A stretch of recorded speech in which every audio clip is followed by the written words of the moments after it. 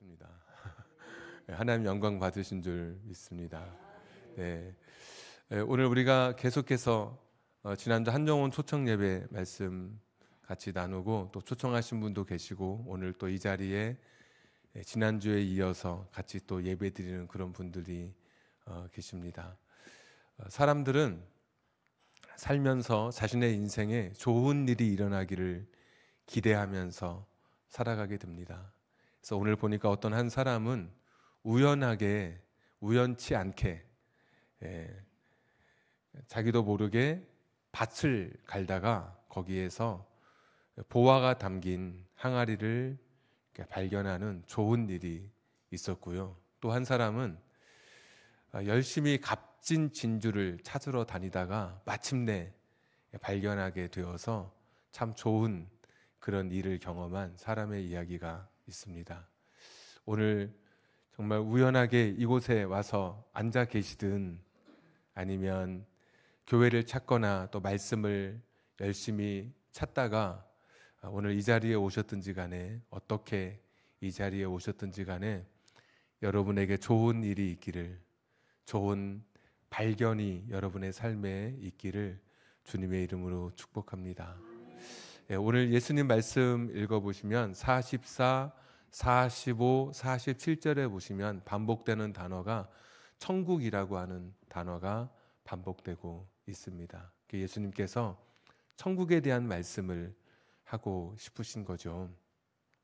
사람이 죽으면 아무것도 없는 무의 상태로 돌아가는 게 아니라 오늘 예수님께서는 사람이 죽으면 천국과 또 천국에 반대되는 심판과 후회로 가득한 그 장소, 오늘 우리가 읽는 성경에는 딱히 명시되어져 있지 않지만 우리가 이런 천국과 반대되는 심판과 또 후회의 장소를 지옥이라고 부르게 되는데, 천국과 지옥으로 사람의 운명이 나뉘어지게 된다라고 말씀하고 있습니다. 한번 성경 보시면 49절에 세상 끝에도 이러하리라. 천사들이 와서 의인 중에서 악인을 갈라내어 풀무불에 던져 넣으리니 거기서 울며 이를 갈리라.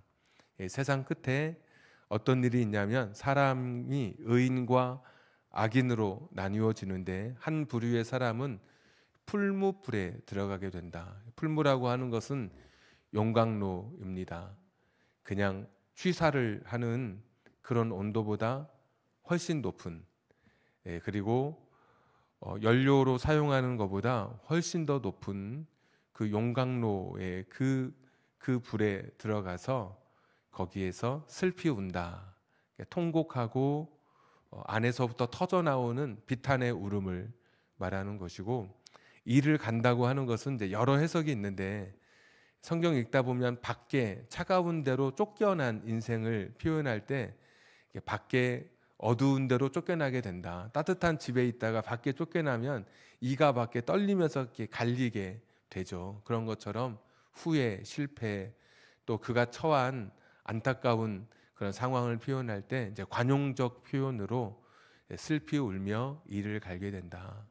그러니까 지옥은 어떤 곳이냐면 후회로 가득한 곳이고, 거기에는 심판이 있는데 용광로의 뜨거운 불에 자신의 몸이 그곳에서 고통받으면서 후회로, 절망으로 가득한 곳이 지옥이다, 지옥의 모습이다라고 예수님 말씀해 주십니다. 천국도 말씀해 주셨는데 우리가 44절부터 읽었는데 43절에 보시면 천국에 대한 이야기를 이제 묘사가 예수님께서 해주고 계십니다. 43절 우리 화면 한번 띄워주시고 같이 읽도록 하겠습니다. 시작. 그때의 의인들은 자기 아버지 나라에서 해와 같이 빛나리라. 귀 있는 자는 들으라. 아멘. 성경책 있는 분은 42절에 보면 아까 풀무불에 던져 넣으리니 거기서 울며 이를 갈게 되리라. 여기가 이제 지옥이라면 43절은 천국에 대한 말씀을 이제 해주고 계시죠. 해와 같이 빛나는 곳이다. 천국은 예수님 말씀하시기를 해와 같이 빛나는 곳. 그러니까 우리가 천국에 가게 될 때 우리의 인생은 해처럼 빛나는 영화로운 삶, 영광스러운 삶을 저와 여러분이 누리게 될 것입니다. 이 땅에서는 되게 비천하고 때로는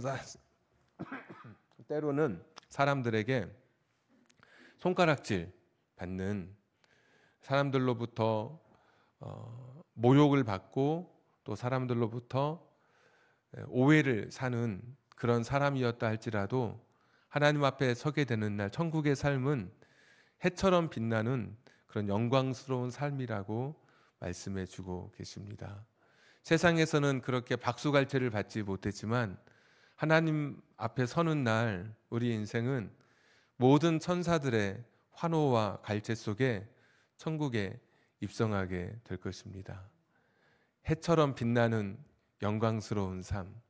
다니엘서 12장 3절에 보시면 많은 사람을 옳은 대로 돌아오게 한 자는 하늘의 별과 같이 빛날 것이다, 이렇게 약속해 주셨는데 예수님은 별에서 해로 격상시켜 주셨습니다. 그래서 우리 인생은 가장 빛나는 이 땅의 광원체 중에 해, 달, 별이 있는데 그 무엇보다도 가장 빛나는 그 광원체의 그 빛남으로 우리의 삶을 천국에서 비추게 해 주신다라고 말씀해 주시죠. 여기 해와 같이 빛나리라, 이 말씀도 빛난다고 하는 말씀이 에클램포라고 하는 그런 헬라어인데, 이 람포는 램프를 가리키는 라틴어 영어로 진화된 말씀이고, 에크가 밖으로라는 말이 있습니다. 밖으로, 두 개가 합성어인데 빛난다는 말이 그냥 빛이 난다, 이렇게 밝다 이런 의미가 아니라 밖으로 빛을 뿜어내는 그런 상태를 이야기합니다. 그래서 먹구름이 껴 있을 때 먹구름 사이로 찬란한 태양이 강렬한 빛을 땅에 비추는 것처럼 저와 여러분이 천국에 들어가는 날 정말 멋진 모습으로, 이 세상이 생각할 수 없었던 이 세상에서 그런 모습으로, 찬란한 모습으로 강렬한 빛을 뿜으면서 영광의 모습으로 저와 여러분이 천국의 삶을 살아가게 될 것입니다.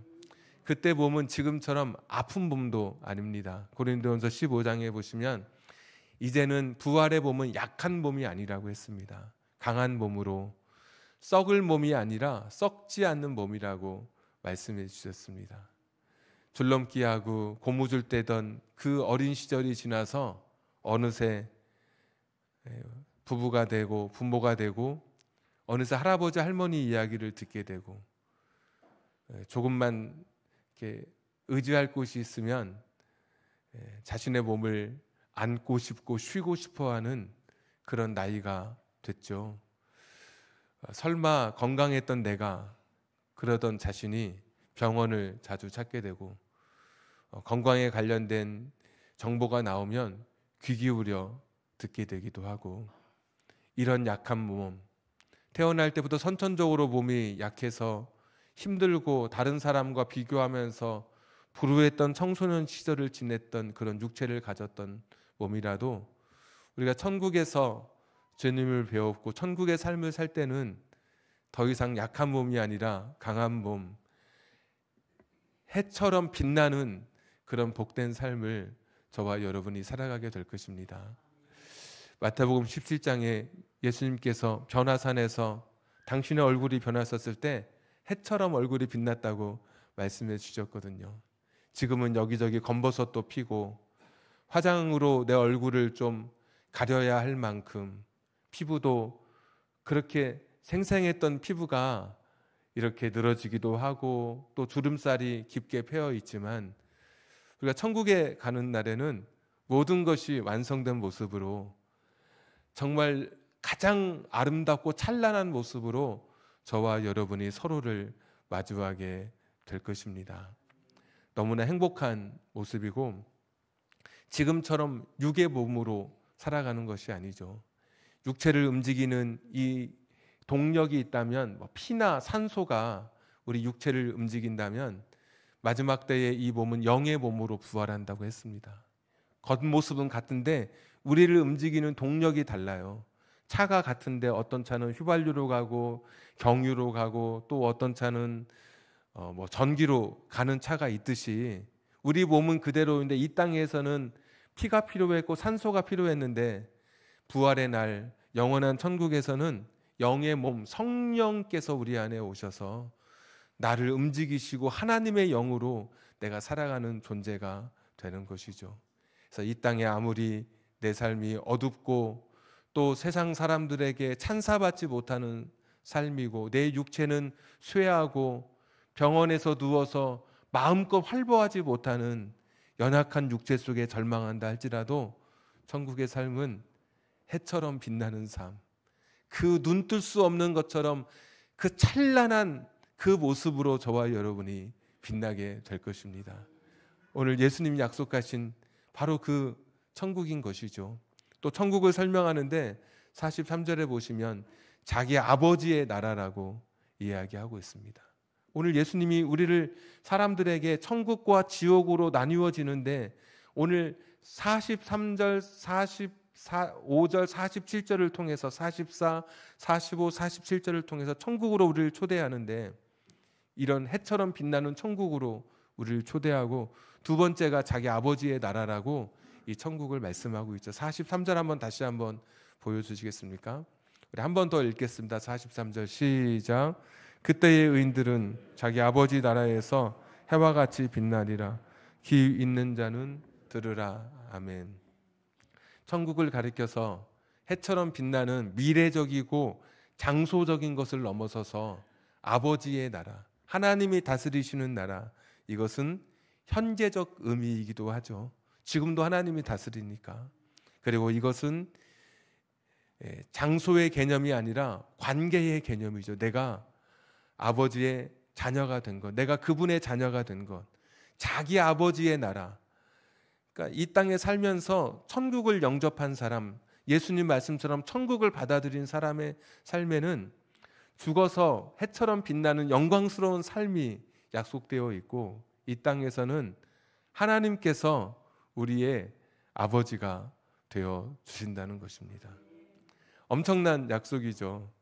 어렸을 때 TV에서 보았던 그 드라마의 한 장면을 보면 옛날에 시집 가면 한번 시집 가면 지금처럼 교통편이 그렇게 잘 되어 있는 때가 아니기 때문에 저 어디 시집 가면 5년에 10년에 돼서야 한번 올까 한 그런 친정집, 아침부터 새벽닭 울기 전에 일어나서 아궁이에 불도 지펴야 되고 물도 떠야 되고 시어머니 시아버지 봉양도 해야 되고 집안일 들 일도 해야 되고 그러면서도 얼마나 힘들게 버티며 살았는지, 그다 천신만고 끝에 자기 친정으로 한번 방문하게 되면 산을 넘고 또 건너서 친정집 가면 그 친정집 그 돌담만 봐도 정말 막 눈물이 난다니까요. 그리고 탁 도착하면 어린 시절 자랐던 우리 집 그냥 보는 순간, 근데 아버지는 이렇게 속으로 사랑하잖아요. 엄마는 겉으로 사랑하고, 아버지는 그냥 말없이 뒷짐지고 먼 산 바라보지만 그 안에서는 내 딸이 가서 얼마나 힘들었을까 눈물이 나겠죠. 그래, 시어머니가 그렇게 힘들게 하지는 않더냐 한마디 던지고, 잘했다, 잘 버텼다, 시간이 지나면 약이다, 조금만 더 잘 참아라, 이렇게 하면 딸이 눈물을 감출 수가 없는 거죠. 그 아버지의 그 무뚝뚝한 한마디, 그 한마디 그것만으로도 딸에게 얼마나 큰 힘이 되고 얼마나 마음이 그냥 그동안 가졌던 모든 서름이 다 이렇게 녹아져 가는 것처럼 내 눈물을 알아주는 분이 계시고 내가 그렇게 힘들었던 내 시간들을 우리 어머니 아버지가 다 알고 계시니까 그것만으로 그냥 그날 밤은 진짜 세상이 줄 수 없는 꿀잠을 자면서 편안함을 누리게 되는 거죠. 우리 하나님이 바로 그런 존재입니다. 구약 성경에 보면 하나님을 가리켜서 신원해 주시는 하나님, 이런 표현이 많이 등장하고 자신들의 그 기도가 신원이라는 말이 억울함이 풀어진다는 말이거든요. 너무 세상 살면서 억울한 게 많은 거예요. 그런데 하나님께서 억울함을 풀어주시는 거예요. 그러니까 아버지 되신 하나님, 저 시댁에 갔다가 시집 가서 정말 오랜만에 친정에 와서 그냥 아버지 무뚝뚝한 말 한마디에 가슴이 다 녹아졌던 이 딸처럼 우리 하나님은 우리 아버지가 되어주시는데, 세상 살면서 우리도 기댈 데 없는 사람들 많잖아요. 내 서름, 내 눈물 누구에게 말하지 못하는데 하나님이 내가 너의 아버지가 되어줄게, 이게 천국 삶으로 우리를 초대해 주시는 하나님의 선물인 거예요. 내가 너의 아버지가 되어줄게. 이 시대의 아버지는, 저도 그랬지만 어렸을 때 아버지는 어느 때나 그러겠지만 가장입니다.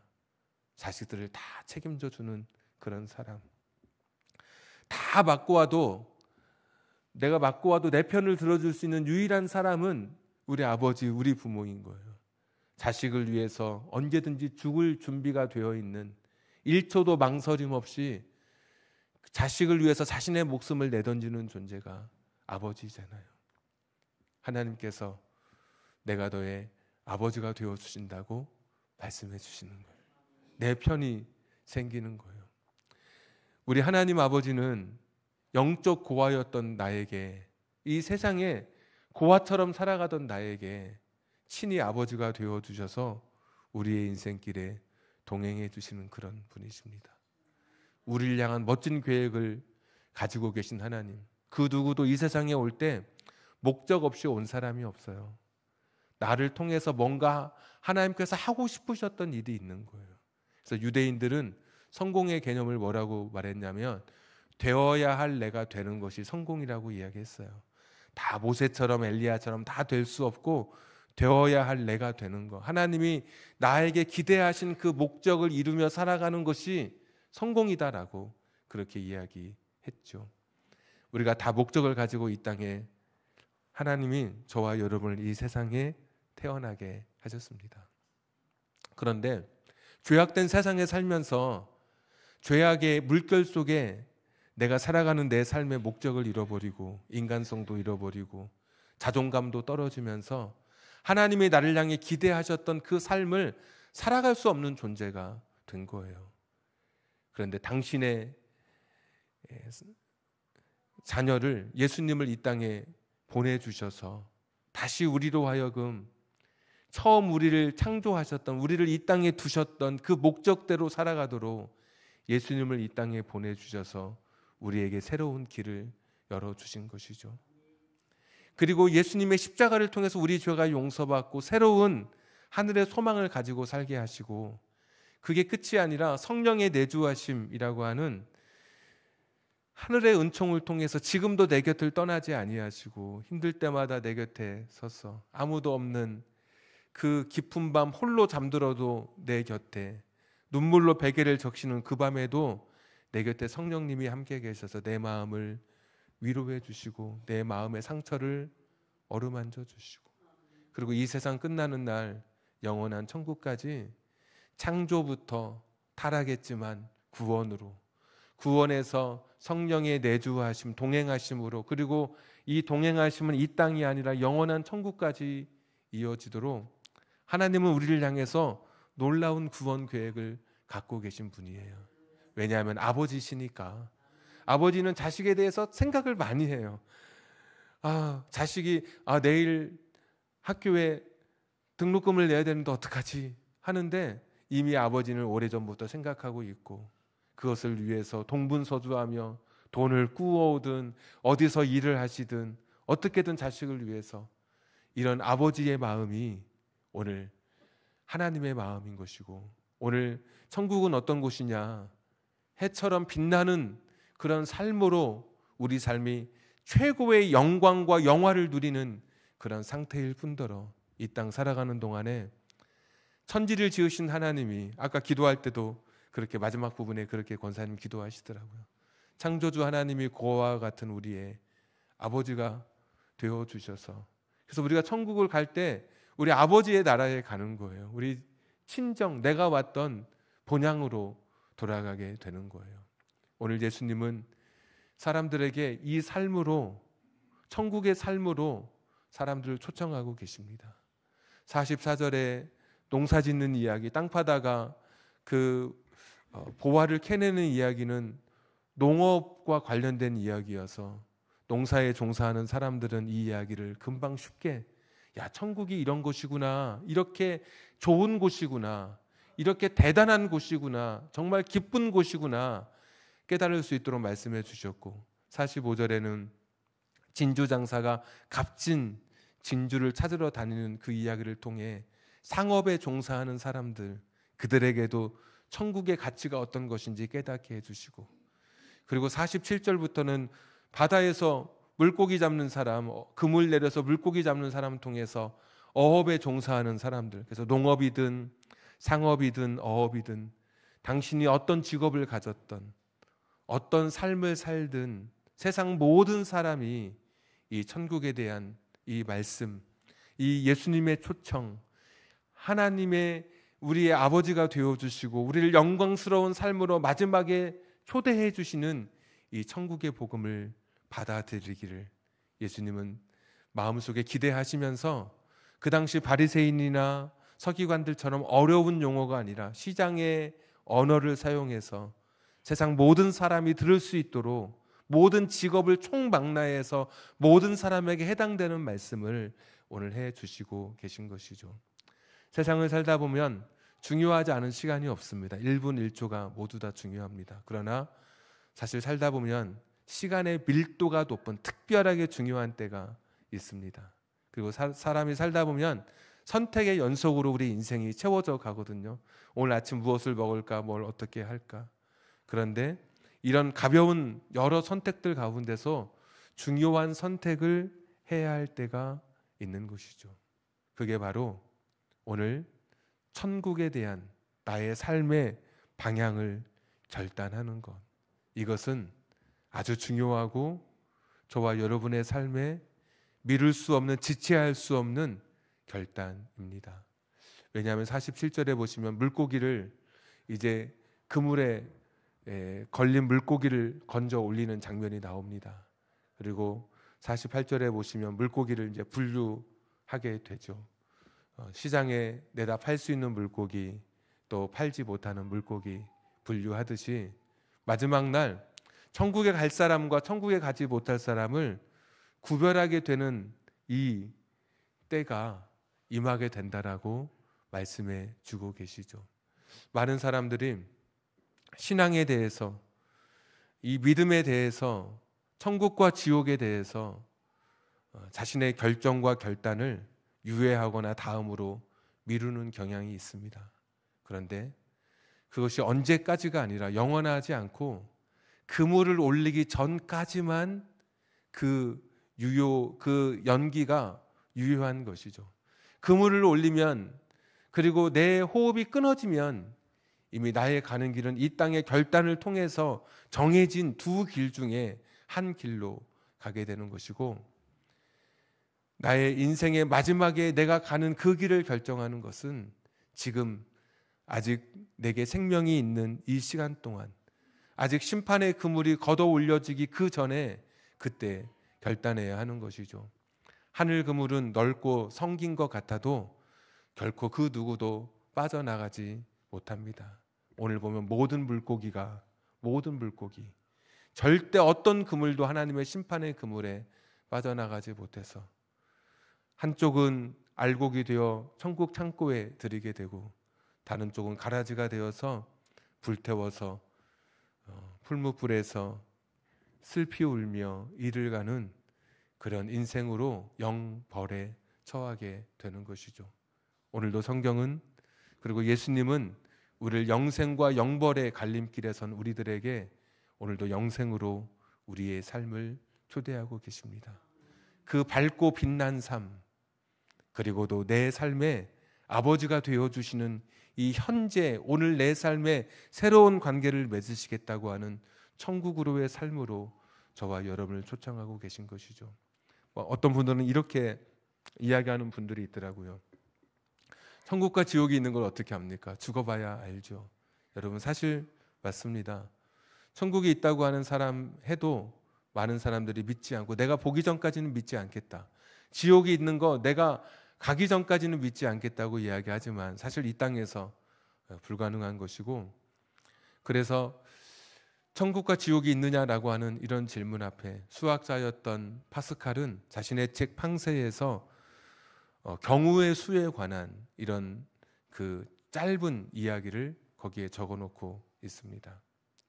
어떤 이야기냐면 확률에 관한 문제이고 내기를 걸 때 어느 쪽에 당신은 당신의 그것을 당신의 돈을 걸겠는가라는 이런 것에 관한 이야기인데, 천국이 있다 없다에 걸 것인가, 천국이 있다 지옥이 있다에 걸 것인가, 아니면 천국과 지옥은 없다에 걸 것인가, 둘 중에 하나 택일하라고 사람들에게 이제 이야기하면서 자신의 수학적 능력을 발휘해서 어떤 것이 확률적으로 조금은 더 내가 나의 것을 투자할 가치가 있는지를 밝혀내고 있습니다. 이런 이야기입니다. 만약에 천국과 지옥이 없다면 우리는 이 땅에서 유한한 손실을 입게 되죠. 교회 다니느라고 뭐 식당 봉사도 해야 되고, 남들은 산에 가는데 교회 와서 또 하고, 뭐 내 시간도 드리고 내 물질도 드리고 많은 시간을 교회에 빼앗기는 것 같고, 또 세상 사람들처럼 마음대로 쾌락을 누리고 탕진하는 삶을 살지 못하고, 그래서 내 마음대로 살지 못해서 그냥 내 본성이 원하는 대로 살지 못해서 좀 아쉽다? 하여튼 이런 유한 손실이 있다 할지라도 만약에 천국과 지옥이 없으면 유한 손실 그냥 그리고 아무것도 없는 그런 상태가 되죠. 그런데 만약에 천국과 지옥이 있다면 이건 이야기가 달라지게 되죠. 이 땅의 작은 손실인데 영원토록 무한한 이익을 얻게 되는 거예요. 그러니까 이 땅 없으면 우리가 이렇게 막 나와서 저도 설교하고 여러분 설교 듣고 하나님의 인도하심 그 은혜를 누리며 살다가 딱 죽었는데 아무것도 없으면 그냥 없는 상태로, 그런데 이것은 유한한 손실, 이 땅에서의 잠깐의 그런 손실이 있어도 죽으면 그냥 다 똑같은 상태가 되니까. 그런데 반대로 있다고 생각해 보세요. 그래서 천국과 지옥이 있는데 이 땅에서 내가 없다고 생각하고 막 살아서 약간의 유한의 이익이 있어요. 근데 죽어서 천국과 지옥이 있다면 이 사람은 무한 손실을 겪게 되는 거죠.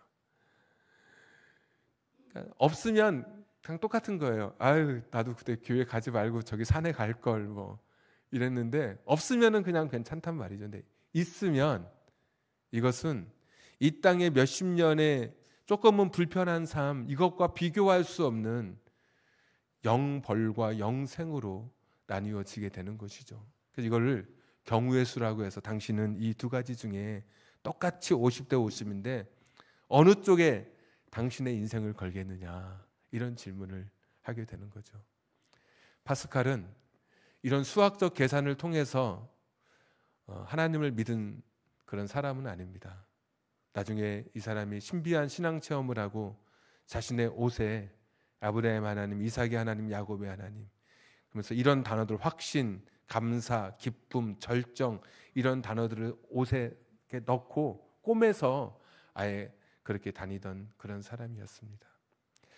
여러분, 천국과 지옥이 없다라고 너무 단언하지 마십시오. 만약에 없다면 없다고 말한 그분과 또 우리들과 죽음 이후에 별반 다르지 않은 그런 삶을, 아무것도 없는 삶을 살 것입니다. 그러나 만약에 있다면, 혹시나 있다면, 그분들 혹시나 있다면 우리가 죽음 이후에는 전혀 다른 삶의 양상이 펼쳐지게 될 것입니다. 우리가 죽어서만 천국을 누리는 해처럼 빛나는 그런 삶을 기대하는 것은 아니잖아요.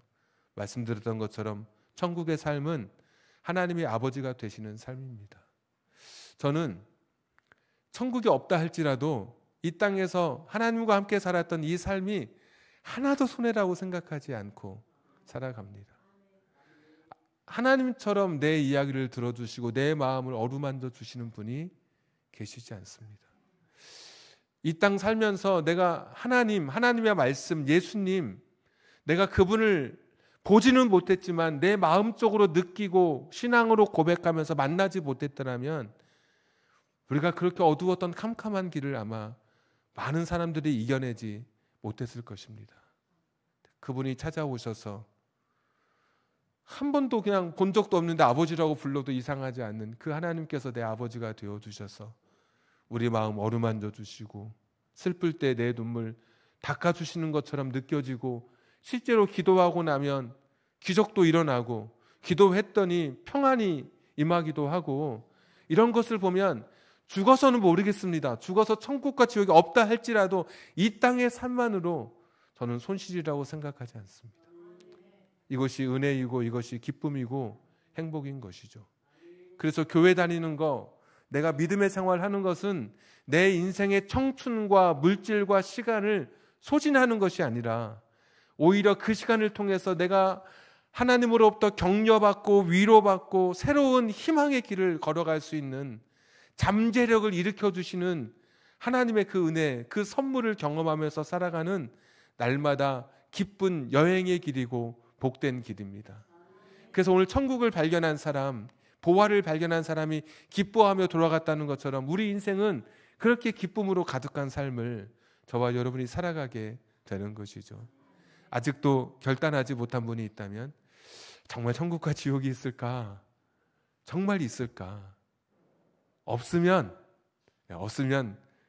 약간의 우리가 손실을 입고 아직 없다고 생각한 그분이 약간의 이익이 있다 할지라도 다 똑같겠지만, 그러나 만약에 오늘 예수님 말씀하신 천국과 지옥의 삶이 편도 여행자인 우리 삶의 마지막에서 우리를 기다리고 있다면, 왕복이 없습니다. 편도밖에 없는 인생인데 그 마지막 그 길에서 양갈래 그 갈림길에 서서 더 이상 되돌이킬 수 없을 때 그때 후회함이 없도록 오늘 이 시간 다시 한번 결단하고 하나님 앞에 내 믿음의 삶을 드려야 하지 않을까요? 오늘 보화를 발견한 사람은 자기 다 팔아서 그 밭을 샀다고 이야기합니다. 그때는 밭의 소유권을 가진 사람이 밭 안에 있는 모든 것을 소유권을 가지던 시대였기 때문에 집도 헐값에 내놓고 뭐 다 내다 팔고, 다 사람들이 야, 이게 수지 남는 장사냐? 이게 맞는 거냐? 이 사람은 자기가 가지고 있는 것이 무엇인가를 알았기 때문에 다 내놓아도 손해라고 생각하지 않았습니다. 기뻐했습니다. 값진 진주 하나, 여러 가지 값 나가는 진주 여러 개보다 진짜 비싼 보석 하나, 큰 보석이 부를 상징하던 그런 시대입니다. 어떤 큰 걸 갖고 있느냐, 그걸 발견했을 때 자잘한 것들, 작은 것들 다 헐값에라도 내다 팔면서 그 큰 것을 사려고 했던 사람의 이것이 어떻게 낭비라고 말할 수 있겠습니까? 천국을 위해서, 이 하나님과 동행하는 이 위대한 삶을 위해서, 내 인생에 결코 바꿀 수 없는 영생의 이 기회를 잡기 위해서 이 세상에 덜 가치 있는 것, 덜 중요한 것을 내려놓는 것이 어떻게 낭비이고 어떻게 어리석은 것이 되겠습니까? 오늘도 우리는 예수님의 초청 앞에 서 있습니다. 지혜로운 삶으로 다시 한번 내 삶을 결단하면서 하나님과의 동행, 천국의 삶을 확신하며 살도록 오늘도 예수님은 저와 여러분의 마음을 드리고 계십니다. 마지막 예화로 말씀을 맺자면, 강을 건너던 한 사람이 사공에게 물었습니다. 당신은 철학에 대해서 알고 계십니까? 이 사공이 나처럼 여기서 태어나서 하루 벌어서 하루 밥 먹고 사는 사람이 어떻게 철학을 알겠습니까? 그랬더니 그 손님 중에 그 배를 타고 가던 사람이, 당신은 그러면 3분의 1을, 인생의 3분의 1을 잃었습니다, 이렇게 이야기하더랍니다. 조금 더 가다가, 그럼 혹시 당신은 문학에 대해서 아십니까? 사공에게 또 물었습니다. 사공이, 여기서 자고 여기서 나서 자라고 내가 그랬던 내가, 기껏해야 이거 노 저어서 하루 벌어서 먹고 사는 내가 어떻게 문학을 알겠습니까? 그랬더니 당신은 그러면 또 당신 인생의 3분의 1의 기쁨을 잃은 사람입니다. 배가 한가운데 좀 갔을 때 배에 물이 막 새기 시작하죠. 사공이 이제 다급해가지고 사람에게 물었습니다. 선생님, 수영하실 줄 아십니까? 근데 이 선생님이 저는 수영을 할 줄 모릅니다. 사공이 선생님은 선생님 인생의 전부를 다 잃었습니다. 이렇게 했다는 거죠. 세상에 값진 것이 많이 있죠.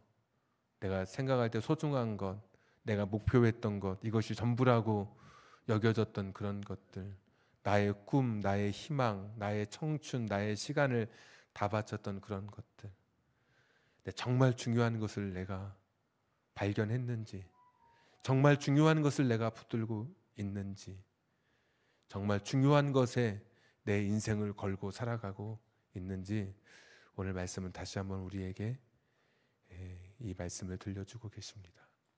지난주에 이어서 오늘 오신 분들, 그리고 온라인을 통해서 이 방송을 보시고 이 예배에 참여하시는 그런 분들, 아직도 믿음의 결단이 없다면, 신앙으로의 결단이 없다면, 그물이 끌어올려지기 전에, 그 전에 내 인생을 결단하고 잘은 모르지만 믿기로 결심하는 그 순간 예수님이 내 안에 오셔서 나의 삶을 확신으로, 기쁨으로, 감사로 채워주실 것입니다. 혹시 여러분 주보 갖고 계시면 주보 마지막 설교 부분 있죠. 우리 4페이지 옆에 보시면 지난주 설교의 마지막 부분에 결단의 기도라고 이렇게 쓰여져 있는 부분을 한번 찾아봐 주십시오. 주보 마지막에 결단의 기도. 온라인으로 들으시는 분들은 교회 카페나 홈페이지에 보면 이제 주보가 올려져 있는데 결단의 기도라고 있습니다. 우리 주보 보시면서 어딘지 찾으셨나요? 사면 옆에? 사면 옆에 있습니다. 우리 정동기 성도님 한번 갖다 드리시죠. 주보.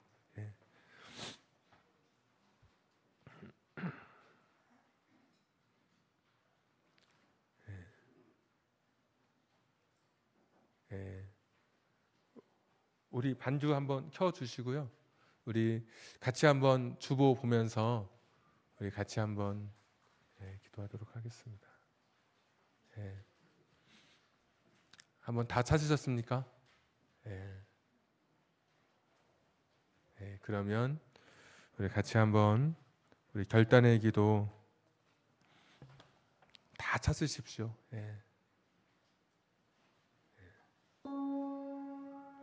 우리 같이 한번 우리 읽으면서 마음으로 믿고 입으로 시인하는 그런 기도로 우리 같이 나아가겠습니다.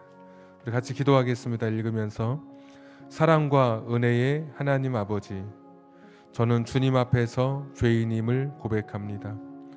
지금까지 저를 창조하신 하나님을 떠나 제 마음대로 살아왔습니다. 그 결과 저의 삶에선 참된 평안과 의미를 찾을 수 없었습니다. 저는 죄의 대가로 죽음에 이를 수밖에 없었던 존재임을 인정합니다.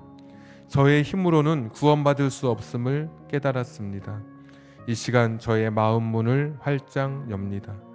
예수 그리스도를 저의 유일한 구주로 그리고 제 삶의 주인으로 영접합니다.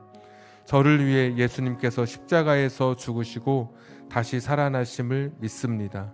이제 성령의 인도하심을 따라 순종하며 남은 생애를 주님 안에서 새로운 생명으로 살아가게 하옵소서. 예수 그리스도의 이름으로 기도드립니다.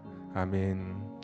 주 예수보다 더 귀한 것은 주 예수보다 더 귀한 것은 없네. 이 세상 부귀와 바꿀 수 없네. 영 죽은 내 대신 돌아가신 그 놀라운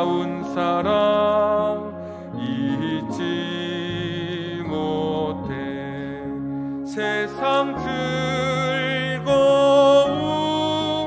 다 버리고 세상 자랑 다 버렸네. 주 예수보다 더 귀한 것은 없네. 예수 밖에는 없네. 주 예수보다 더 귀한 것은 없네. 이 세상 명예와 바꿀 수 없네. 이전에 즐기던 세상 일도 주 사랑하는 마음 뺏지 못해. 세상 즐거움 다 버리고 세상 자랑 다 버렸네. 주 예수보다 더 귀한 것은 없네. 예수 밖에는 없네. 주 예수보다 더 귀한 것은 없네. 이 세상 행복과 바꿀 수 없네. 유혹과 핍박이 몰려와도 주 섬기는 내 마음 변치 않아. 세상 즐거움 다 버리고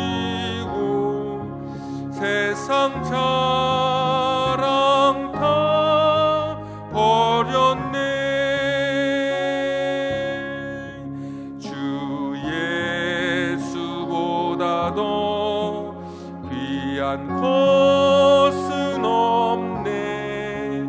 예수 밖에는 없네. 우리 같이 한번 기도하겠습니다. 땅에서 보화를 발견한 사람은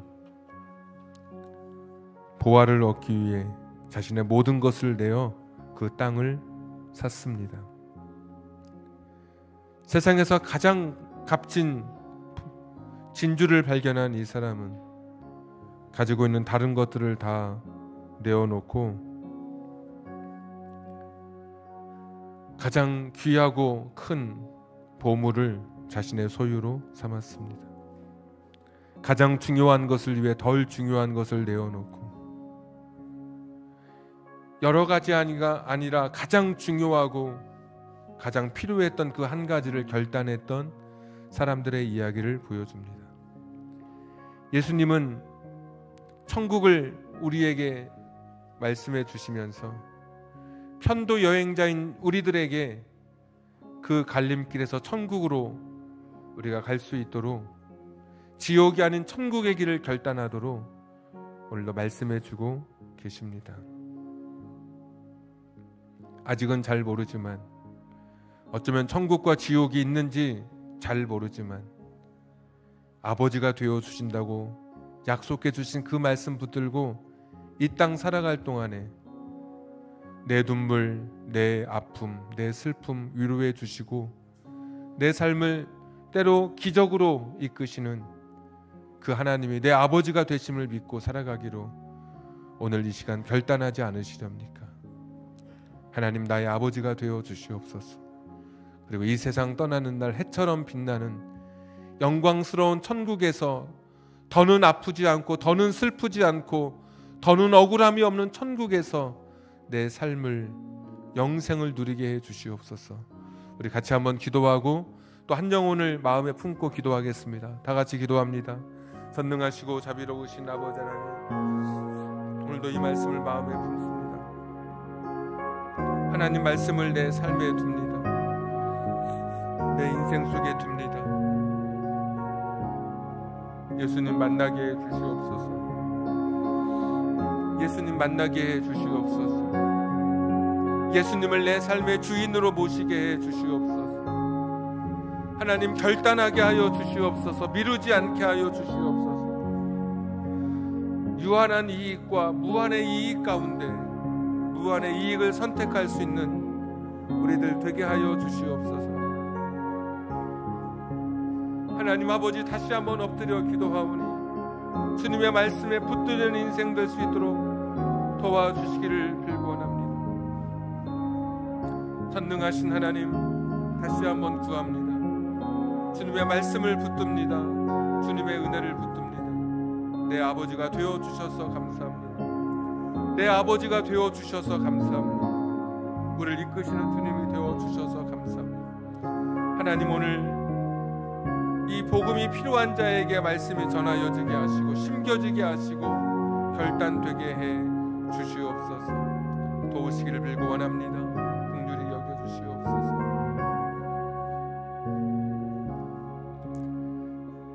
하나님 아버지, 예수님께서 전하신 이 천국의 복음이 오늘 우리들을 넘어 내가 가슴에 품고 있는 전도 대상자들에게 초청하고 싶은 그 한 영혼, 내 인생에 잃을 수 없는 그 사람에게 전달되도록 주님 이 시간 저들의 마음을 여시고 이 말씀이 심겨지고 새겨지게 해 주옵소서.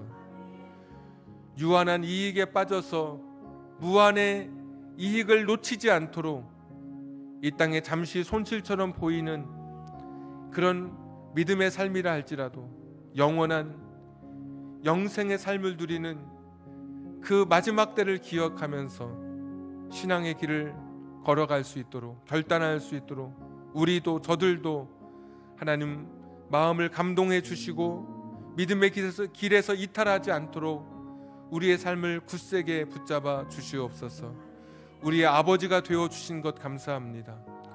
내가 홀로 살아가는 영적 고와 우주 미아로 살아가던 내 인생 속에 찾아오셔서 나를 향한 구원의 계획을 가지시고 완벽한 계획으로 내 인생을 이끌어 가시는 하나님의 손에 우리를 맡기고 아버지의 손에 이끌려 장터의 산으로 강으로 구경 가는 아이처럼 기쁨 속에 내 인생을 주님 손 붙들고 하루하루 여행처럼 기쁨의 삶을 살아갈 수 있는 우리들 되게 해 주시옵소서. 이제는 우리 구주 예수 그리스도의 은혜와 하나님 아버지의 극진하신 사랑하심과 성령님 감동 감화 내주 충만하심이 아직도 결단하지 못하고 머뭇거리고 있는 그들 마음속에 찾아가 주셔서 그들도 우리처럼 천국에 대한 확신, 하나님이 나의 아버지가 되기를 소원하며 또 그들이 그런 삶을 살기를 우리가 기도하는 우리 사랑하는 성도님들 머리 위에, 그리고 우리가 가슴에 품고 있는 한 영혼 초청 대상자들 그들 영혼 위에, 우리의 가정과 직장과 사업장과 환경, 인생의 꿈 위에, 선물로 주신 자녀들 머리 위에 지금부터 영원토록 함께 하시기를 간절히 축원하옵나이다. 아멘.